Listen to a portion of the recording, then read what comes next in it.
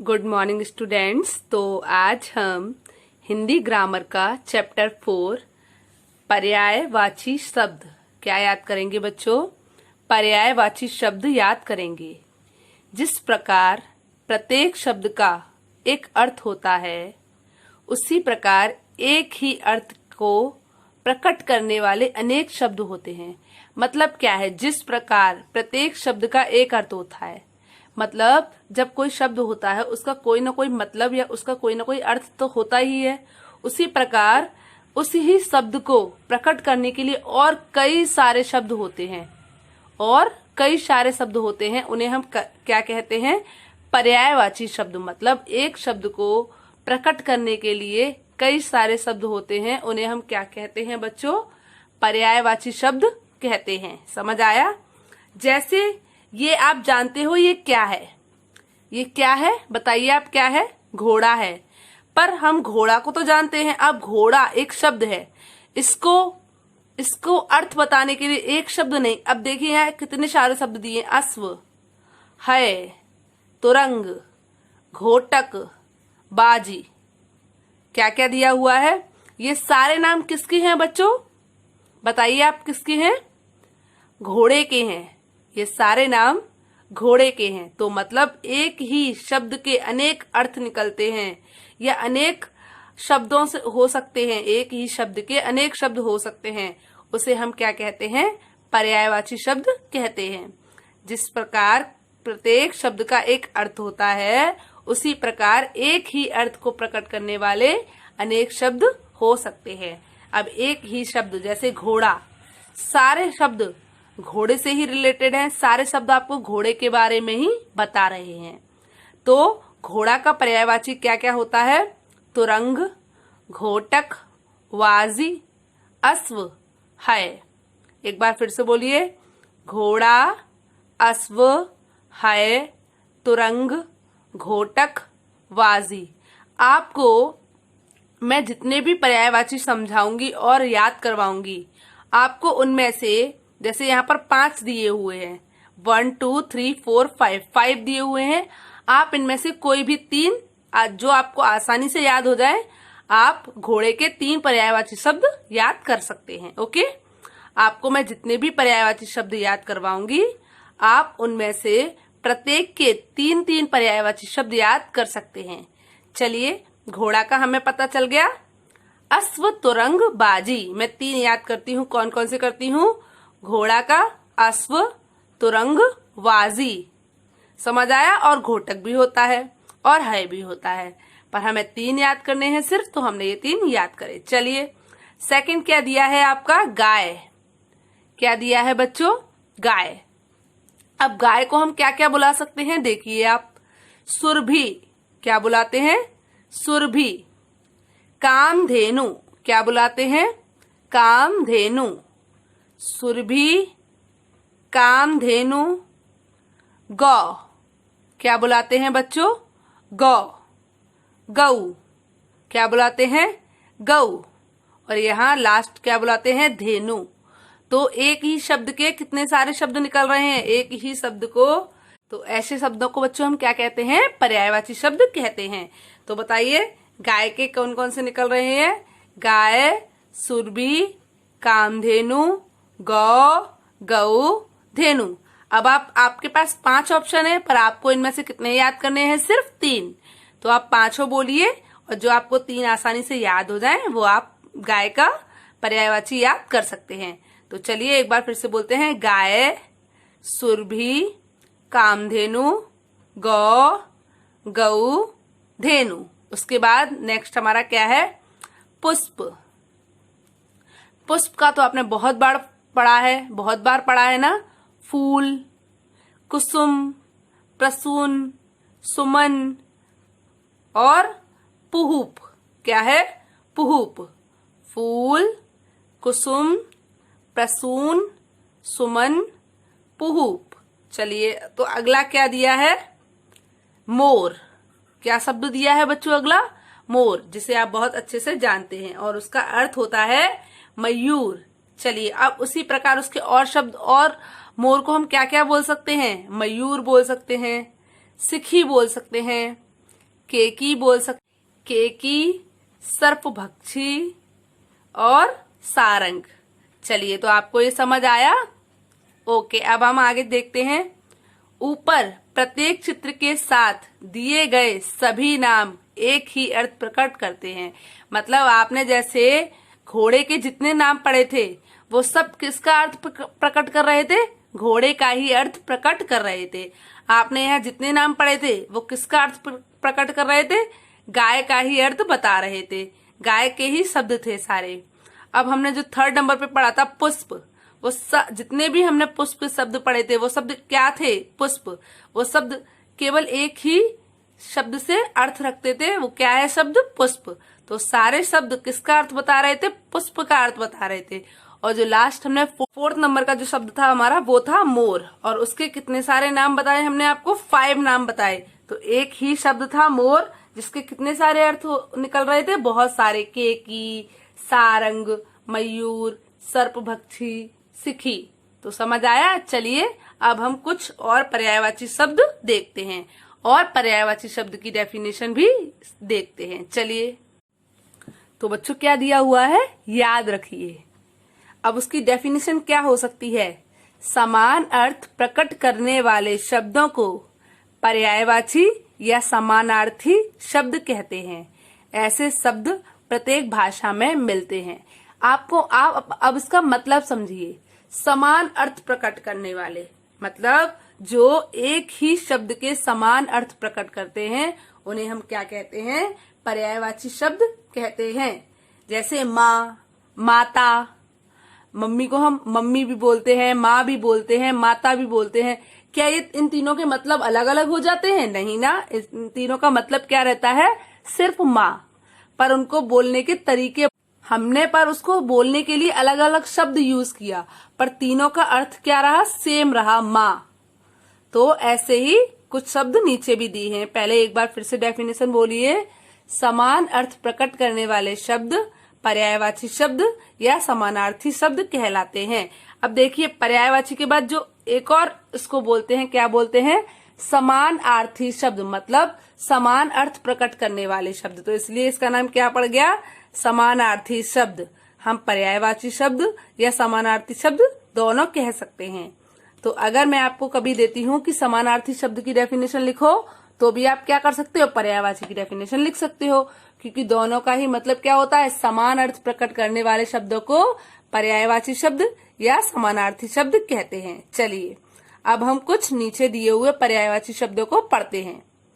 नीचे कुछ प्रमुख शब्दों के पर्यायवाची शब्द दिए जा रहे हैं, इन्हें याद कीजिए। अब आपके पास बहुत सारे पर्यायवाची शब्द हैं, आपको वो याद करने हैं। तो पहला हमारा क्या है बच्चों? अचरज। क्या है 1st नंबर का हमारा? अचरज।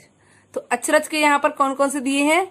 अचंबा, आश्चर्य, कुतूहल, कुतूहल, कौतुक, विस्मय। क्या क्या दिए हैं? अचंबा, आश्चर्य, कुतूहल और कौतुक। तो फर्स्ट का क्या हो गया? अचंभा, आश्चर्य, कुतूहल, कौतुक, विस्मय। अब बच्चों, आपको इसमें से एक पर्यायवाची है अचरज, जिसके आपको 3 शब्द याद करने हैं। तो जैसे आप अचरज के 3 शब्द कौन कौन से याद कर सकते हैं? अचंभा, आश्चर्य और विस्मय। ये तीनों बहुत इजी हैं, तो आप ये तीनों याद कर सकते हैं। अचरज का क्या होता है? अचंभा, आश्चर्य, विस्मय। आप ये 3 शब्द याद कर लीजिएगा। चलिए सेकंड देखते हैं। सेकंड है हमारा अतिथि। क्या है?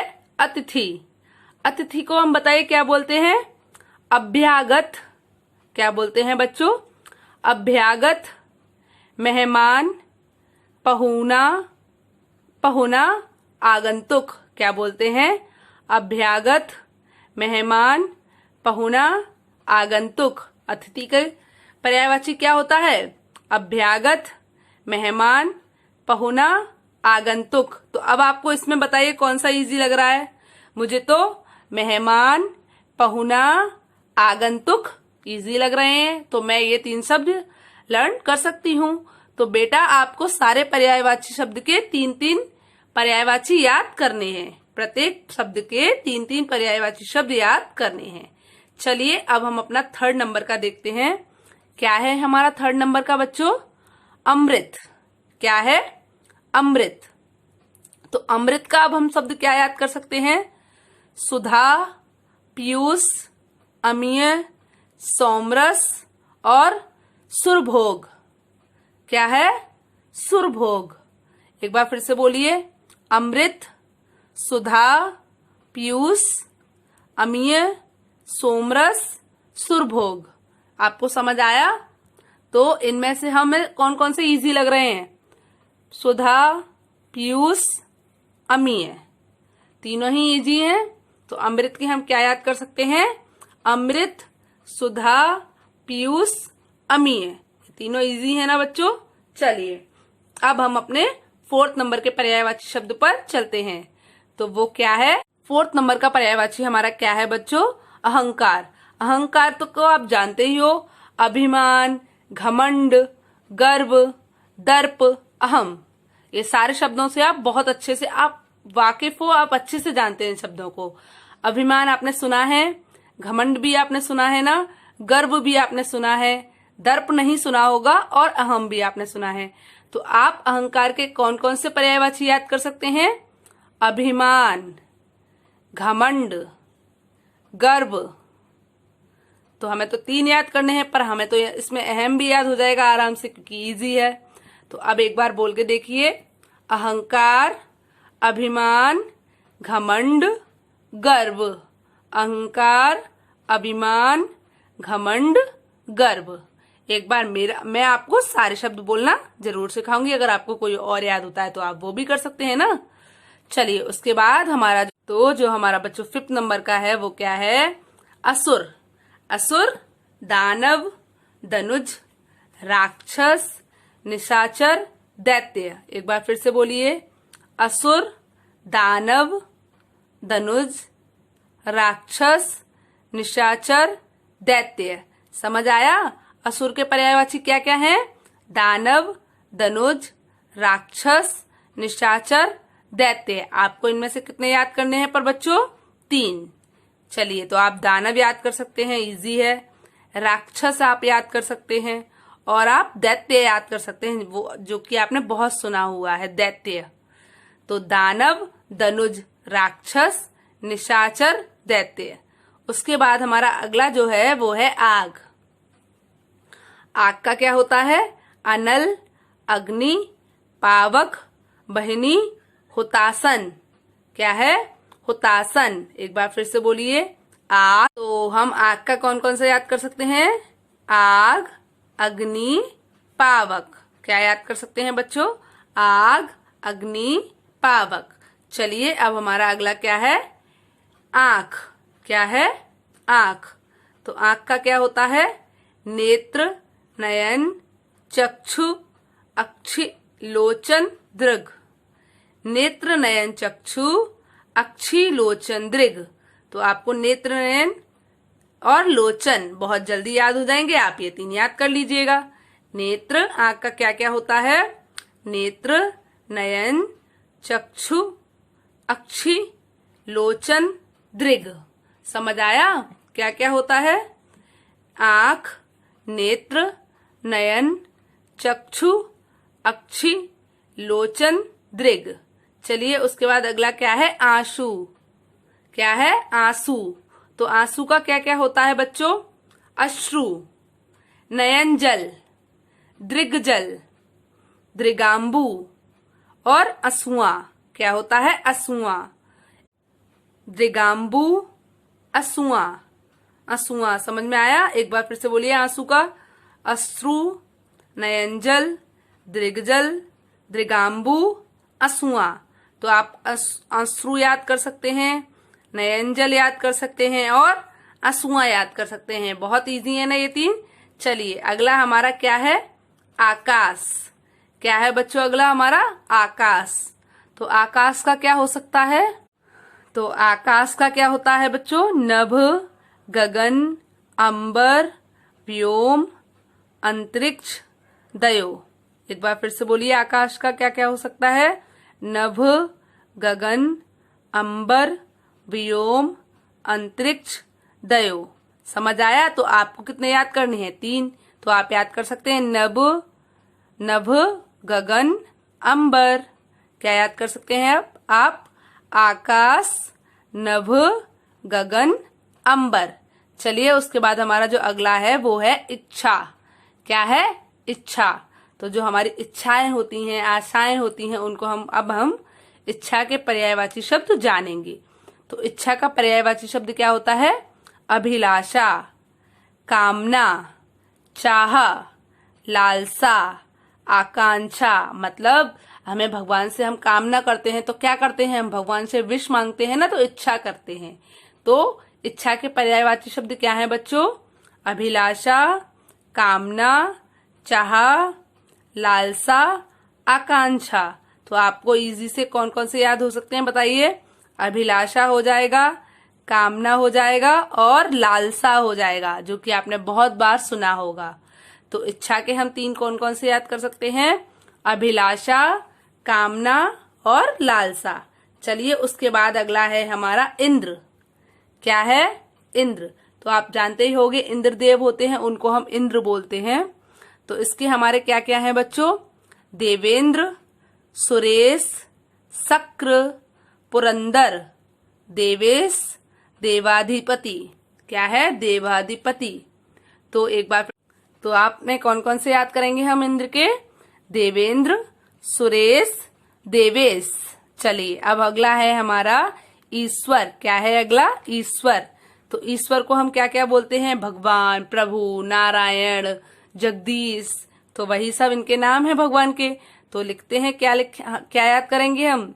ईश्वर, जगदीश, नारायण, प्रभु, भगवान, दीनानाथ, जगत पिता। एक बार फिर से बोलिए, जगदीश, नारायण, प्रभु, भगवान, दीनानाथ, जगत पिता। चलिए, तो अब हम इनमें से 3 कौन कौन से याद कर सकते हैं? जगदीश, नारायण, प्रभु और भगवान भी हम बहुत आराम से याद कर सकते हैं। चलिए, तो आप इसमें से कोई भी 3 याद कर लीजिएगा जो आपको इजी लगे। नेक्स्ट है हमारा उन्नति। तो उन्नति का क्या क्या होता है बच्चों? उत्थान, उत्कर्ष, प्रगति, अभ्युदय, उदय। एक बार फिर से बोलिए, उत्थान, उत्थान, उत्कर्ष, प्रगति, अभ्युदय और उदय। उन्नति का क्या क्या होता है बच्चों? उत्थान, उत्कर्ष, प्रगति, अभ्युदय और उदय। तो आपको इनमें से कितने याद करने हैं? 3। तो आप उत्थान कर लीजिए, प्रगति कर लीजिए और उदय कर लीजिए, क्योंकि ये तीनों शब्द आपने बहुत अच्छे से सुने होंगे। इन तीनों का मतलब क्या होता है? उन्नति, मतलब प्रगति प्राप्त करना, किसी भी काम में तरक्की होना। समझ आया? चलिए, तो एक बार फिर से बोल लीजिए, उन्नति, उत्थान, प्रगति, उदय। उसके बाद नेक्स्ट हमारा क्या है अगला? औरत। क्या है? औरत मतलब महिला। तो उसको हम क्या क्या बोलते हैं? स्त्री, नारी, वामा, दारा, कांता, महिला। क्या क्या बोलते हैं? स्त्री, नारी, वामा, दारा, कांता, महिला। तो बच्चों बताइए, औरत के कितने सारे नाम होते हैं? तो औरत के कौन कौन से नाम हमने याद करने हैं? स्त्री याद कर लीजिए आप, बहुत इजी होता है। नारी याद कर लीजिए आप, और आप महिला याद कर लीजिए, तीनों बहुत इजी होते हैं। तो औरत का क्या क्या हो गया बच्चों? स्त्री, नारी, वामा, दारा, कांता और महिला। चलिए, उसके बाद अगला है हमारा कपड़ा। क्या है? कपड़ा। तो कपड़ा का क्या होता है? वस्त्र, चीर, वसन, अंबर, पट, दुकुल। क्या होता है? दुकुल। तो एक बार फिर से बोलिए, वस्त्र, चीर, वसन, अंबर, पट, दुकुल। याद हुआ? दुकुल। तो अब आपको इन तीनों में, इन सब में से कौन से इजी लग रहे हैं? वस्त्र, चीर और बसन। आप ये 3 याद कर लीजिए, इजी हैं। कपड़ा का हम क्या क्या याद कर सकते हैं बच्चों? कपड़ा का क्या क्या याद करेंगे हम? वस्त्र, चीर, वसन। समझ आया? चलिए अगला क्या है? कमल, नीरज, जलज, पद्म, सरोज, पंकज, अरविंद। क्या क्या होते हैं कमल के? कमल, नीरज, जलज, पद्म, सरोज, पंकज, अरविंद। अब ये तो आपने लोगों के नाम भी सुने होंगे, सरोज, पंकज, अरविंद। तो ये सब किसके नाम होते हैं? कमल के नाम होते हैं।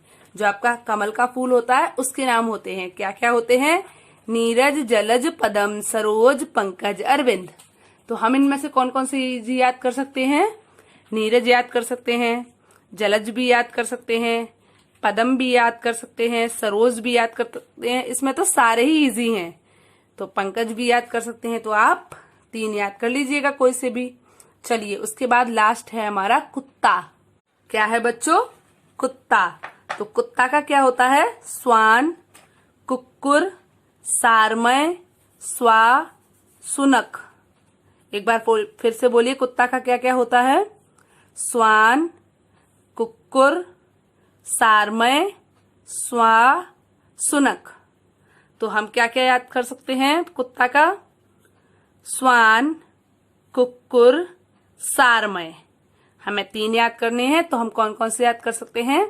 स्वान, कुक्कुर, सारमय, स्वा, सुनक। ये 5 होते हैं। इनमें से आप कोई भी 3 याद कर लीजिएगा, जो भी आपको इजी लगे। तो बच्चों आज हम आपको इतने ही लर्न कराएंगे। कल हम इसके आगे के और पर्यायवाची शब्द आपको लर्न कराएंगे। तो आपको मैंने जितने पर्यायवाची शब्द समझाए हैं, आपको उनमें से हर पर्यायवाची, हर एक शब्द के 3-3 पर्यायवाची शब्द याद करने हैं। समझ आया आपको? चलिए गुड बाय।